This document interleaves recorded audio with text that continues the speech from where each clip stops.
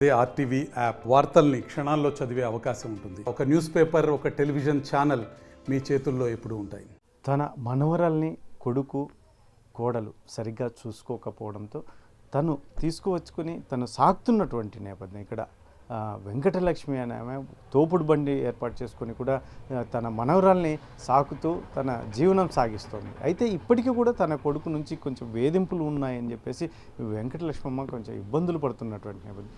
ఏంటి అసలు ఏం జరిగింది ఆమె మాటలో వినే ప్రయత్నం చేద్దాం. అమ్మ అసలు ఏంటమ్మా మీ పరిస్థితి ఏంటి? నా పరిస్థితి పాప గురించి తీసుకొని పోతున్నాను సార్. వాళ్ళ అమ్మ నాయన ఎప్పుడు ఏ రోజు కూడా వచ్చింది లేదు, పట్టించుకుంది కూడా లేదు. హాస్పిటల్కి దానికి పాప బాగాలేకున్నప్పుడు పిలిచినా కూడా నేను మా అమ్మతో ఉన్నాను, మా అమ్మ నేను బజార్లో ఉన్నాము, నేను రాలేని పరిస్థితిలో ఉన్నాను అని చెప్పింది. పక్కింటి పాపను తోలుకొని పోయి హాస్పిటల్లో జాయిన్ చేస్తున్నాను. అక్కడ ఇది చిన్నారి హాస్పిటల్ ఉంది సార్. ఆ సారు బాగా ట్రీట్మెంట్ ఇచ్చినాడు. డబ్బు లేదన్నా కూడా గ్లూకోజ్ అన్నీ ఆ సారు పెడతామని కూడా అన్నారు. నువ్వు డబ్బు గురించి దిగులు పడద్దమ్మా, పాపకి మేము చేస్తాము, గ్లూకోజ్ పెడతామని మంచి మందులే ఇచ్చినారు. అంటే మొత్తానికి ఇప్పుడు మొదట్లో పాపని వాళ్ళు వద్దనుకున్నారా మీ కొడుకు కూడా? వద్దనుకున్నారు. వాళ్ళమ్మ ఎందుకు వద్దనుకున్నారు? మేము సాకలేని పరిస్థితి, ఆమె హెల్త్ బాగలేదు సార్. సిజరీన్, ఆమెకు 2 సిజరీనే. ఆమె కొంచెము ఇబ్బంది వల్ల నేను సాకలేను, నా చేత కాదు అని చెప్పేసింది. 2 కూతురు సార్. నా చేత కాదు, నేను చేయలేను పని, పిల్లలకు సాకలేను అని చెప్పింది ఆమె. ఇంకా కొడుకు కానీ వాళ్ళు ఎట్లుంటే నేను అట్లేనమ్మా అని అన్నాడు. ఇంకా వాళ్ళమ్మ ఏం చేసింది, ఎవరికన్నా ఇచ్చినా డబ్బులు ఇస్తారు కదా, వాళ్ళ జీవనాధారానికి ఉంటాయి అని చెప్పడం. నా కొడుకు పిల్లలు నేను ఎవరికి ఇవ్వడము, నా సాయశక్తిగా నేను సాక్కుంటాను, నా కొడుకు 2 పిల్లలు ఉండాలా అని చెప్పుకున్నాను సార్. అంటే ఎవరికైనా ఇద్దామంటే ఆ పిల్లల్ని ఇచ్చేసి డబ్బు తీసుకోవాలని వాళ్ళ ఉద్దేశం. వాళ్ళ అమ్మ అనింది. ఈ పాప అమ్మ అమ్మ అమ్మ అనడం. వాళ్ళకి జీవనాధారం, వాళ్ళకి ఏం ఆస్తిపాస్తులు లేవు, జరగడానికన్నా జరుగుతుంది అని చెప్పాడు. ఎవరికైనా ఇచ్చినా డబ్బులు ఇస్తారు కదా, అంతో కొంత అని చెప్పింది ఆమె. నాకు వద్దు, డబ్బు వద్దు, ఏమొద్దు, నా పిల్ల నాకు కావాలి, నా కొడుకు పిల్ల నేను సాక్కుంటాను, నాకు డబ్బు అవసరం లేదమ్మా, నాకు బండి ఉంది, వ్యాపారం చేసుకుంటాను. అక్కడ పోతే బ్యాంకు వాళ్ళు నాది త్వరలు బండి ఉండే, సార్కి లోన్ అడిగితే లోన్ ఈ వయసులో కట్టలేకపోద్దామా, నీకు ఏదో ఒకటి చేద్దాము సాయము అన్నారు అని వాళ్ళు నాకు బండి అంతా ఫోటో తీసుకొని అక్కడ పోయి బండి చేపించినారు. వాళ్ళు నాకు శ్రీరామనవమికి వాళ్ళు బండి ఇచ్చినారు, ఫ్రీగానే ఇచ్చినారు, డబ్బులు లేదు, ఏం లేదు. అంటే బండి అంటే మీరు ఏమి వ్యాపారం చేసుకుంటారు? బొరుగుల బండి సార్. బొరుగుల బండి, బారా మసాలా బండి సోను విజన్ దగ్గర పెట్టుకుంటాను సార్. అదే సార్, నాకు ఏమి లేదు ఇక్కడ, ఏది ఇల్లు కానీ ఏది కానీ నాకు ఏం ఆధారం లేదు. నేను పోతేనే నాకు అన్నం దొరుకుతుంది, లేకపోతే లేదు సార్. అయినా నీకు మనవరాలని అయితే మాత్రం నువ్వు సాకాలని అనుకుంటున్నాను. నేను ఎవరికి ఇవ్వలేను బాబాని, వాళ్ళ అమ్మ నాన్నకి కూడా ఇవ్వలేను. వాళ్ళు ఎందుకంటే చూసే పొజిషన్ లేదు వాళ్ళకి. అందుకు సార్ నాకు ఇదొక్కటి నాకు సాయం చేయండి. నాకు ఆ డబ్బు వద్దు, నేను కష్టపడి నా పిల్లల్ని సాక్కుంటాను. నేను ఉండలేని పాపను ఇచ్చిపెట్టి నాకు అందరూ దూరమైనారు, బిడ్డలు కొడుకులు అందరూ దూరమైనారు, వీళ్ళమ్మతో నుంచి అందరూ దూరమైనారు. నాకు ప్రతి ఒక్కటి తిడుతుంది, ప్రతి ఒక్కటి కలిసి మాటలు తిడుతుంది నన్ను వాళ్ళమ్మ. అందుకు సార్ నాకు వద్దు, వాళ్ళ అమ్మ నాయన వద్దు, నా బతుకు నేను బతుక్కుంటాను సార్. వాళ్ళది ఏ రోజు కూడా ఆశించలేదు నేను, 10 రూపాయల దుడ్లు కూడా ఆశించలేదు నేను. డెలివరీ అప్పుడు కానీ ఏదన్నా కానీ వాడు ఇట్లా ఫోన్లు చేసి వాళ్ళకి వీళ్ళకి అడుక్కొని పిల్లంకి బాగా చేయించుకున్నాడు సార్. వాళ్ళమ్మ సహాయం కూడా తీసుకోలేదు వాడు. ఫస్ట్ సారి నాకు కూతురు పెట్టింది సార్, అప్పు చేసి 1,00,000 రూపాయలు పెట్టింది. ఆమె ఈ ఊరే వదిలిపెట్టి వెళ్ళిపోయినారు. మళ్ళీ ఇక్కడ వచ్చి పూలు కుట్టుకొని బతుక్కుంటున్నారు. వాళ్ళ మీద ఖర్చు పెట్టుకుంటా అన్నాడు ఏమను. వాళ్ళ 2 మొగుడు వెళ్ళాము. వాళ్ళ అమ్మ కూడా నా కూతురు మీదనే తిడుతుంది సార్. మేము ఎవరి జోలికి పోము, ఎవరికి కట్టకపోము, వాళ్ళే వస్తారు నా దగ్గరికి కొట్లాడకి. అది సార్ నా పరిస్థితి. నీకు ఎంత కష్టమైనా నీ జీవనాధారంతోనే పాపని నువ్వు సాక్కుంటాను సార్. నేను ఎంత కష్టపడినా పాప కోసమే బతుకుతాను. ఆ పాప లేకుంటే నేను చచ్చిపోతాను సార్. నా చేత కాదు, ఉండలేను. ఈమె అలవాటు అయిపోయింది నాకు. పుట్టి 1.5 కేజీ పాప ఉన్నప్పుడే అమ్మ డెలివరీ అయినప్పుడే నా చేతిలో తీసుకుని, వీళ్ళ అమ్మమ్మ కూడా తీసుకోలేదు. అది అక్క పోలీస్ స్టేషన్లో అక్క ఉంది, ఆ అక్క కూడా నువ్వే తీసుకో, నీ కొడుకు బిడ్డ కదా, నువ్వే తీసుకొని సాక్కో అని.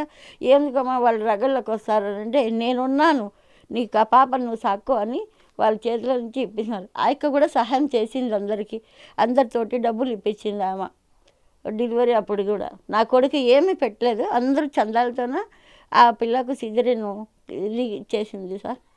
అంటే ఇప్పుడు మరి నీ కొడుకు ఏమంటున్నాడు? కూతుర్ని ఇవ్వమని గొడవ చేసి నువ్వు పేపర్ కేపించినావు కదా నా బిడ్డని, మేము చచ్చిపోయినామా అని అన్ని గొడవ పెట్టుకొని బండి పగలగొట్టిపోయినాడు రాత్రి. అంటే పాపని వాళ్ళ తల్లిదండ్రులకి ఇస్తే సాకలేరు సార్ వాళ్ళు, నేను ఉండలేను, వాళ్ళు ఇస్తారో ఏమో తెలియదు సార్. అది ఇప్పుడు ఎట్లా ఉన్నారో వాళ్ళ సిచ్యువేషన్ తెలియదు, వాళ్ళు దగ్గర లేరు. వాళ్ళ దగ్గరికి నేను పోను, నేను పోయినా కూడా రగడ పెట్టుకుంటారు సార్ వాళ్ళు ఇక్కడికి వచ్చి వంట గింట చేసుకొని చాలాసార్లు పోయినారు. ఏదన్నా కానీ ఎత్తుకుపోతుంది ఆమె, దొంగగా ఎత్తుకుపోతుంది. అందుకు రానిలేదు సార్. నేను గేళ్ళ కూడా అనుకున్నారు, వాళ్ళని రాణించుకోవడం ఎందుకు, వాళ్ళతో కొట్లాడడం ఎందుకమ్మా అని కూడా అనుకున్నారు. నువ్వు బతుకు, నీకేమైనా తక్కువైతే మేమందరూ ఉన్నాం కదా, నీకు భూ పెట్టమా నీళ్ళేమా అని గేళ్ళ వాళ్ళు చూస్తున్నారు సార్. లేదన్నా నాకు డబ్బు సాయం కూడా, నాకు సరుకుకి అన్ని ఎదురిని తక్కువలో ఇస్తారు. నాకు డబ్బు ఏమైనా కావాలన్నా కూడా అక్కలు సాయం చేస్తున్నారు నాకు. ఇప్పుడు రోజు బారా మసాలా బొరుగులు అమ్ముకొని ఎంత వస్తుంది దినసరి మీకు? అంటే రోజు వ్యాపారము సార్, నేను అప్పు కట్టుకోగా 200-300 అట్లా మిగులుతుంది సార్. అది పాపకి పాలు అంటారు, ఒకరోజు పోతే ఒకరోజు పోలేకపోతున్నాను. మోకాలు నొప్పి వచ్చేసింది, ఆ ఏళ్ళు ఆపరేషన్ చేయాలన్నారు, నేను చేయించుకోలేక పాపను ఎవరు చూస్తారని అదంతా ఏం పట్టించుకోలేదు సార్. మాత్రలు వేసుకొని ఇంత లావు అయిపోయినాను సార్, సన్నగా ఉంటున్నాను, లావు అయిపోయినాను మాత్రలతోటి. వేరే సార్ వండుకొని మాత్రలు ఎక్కువ వేసుకోద్దామా అంటే నొప్పికి తట్టుకోలేక బండికి పోయేటప్పుడు వేసుకుంటాను సార్. ఇది పరిస్థితి సార్, నా పరిస్థితి. నన్ను చూసేవాళ్ళు లేరు, కొడుకులు చూడరు, బిడ్డలు చూడరు. బిడ్డ వచ్చి చూసినా ఒక్క నిమిషం కూడా నిలబడదు, వీళ్ళు వచ్చి రగడ పెట్టుకుంటారని వెళ్ళిపోతారు సార్. రాదు కూడా. నన్ను ఏమన్నా అంటే నువ్వు సంపాదించింది, ఏం సంపాదిస్తాను సార్ నేను? 200-300 సంపాదించి వాళ్ళకి ఏం పెడతాను సార్ నేను? వాళ్ళకి పెట్టే పిల్లలు 2 పిల్లలు వస్తారు, వాళ్ళ చేతిలో 10 రూపాయలు కూడా పెట్టలేని పరిస్థితి ఉంది నాకు. ఈమెకు చూసుకోవడమే నాకు ఆనందం ఉందని చూసుకుంటున్నాను సార్. ఇబ్బందులైనా మాత్రం మనవరాలని అయితే నువ్వే సాక్కుంటావు? నేనే సాక్కుంటాను. కీర్తి సార్.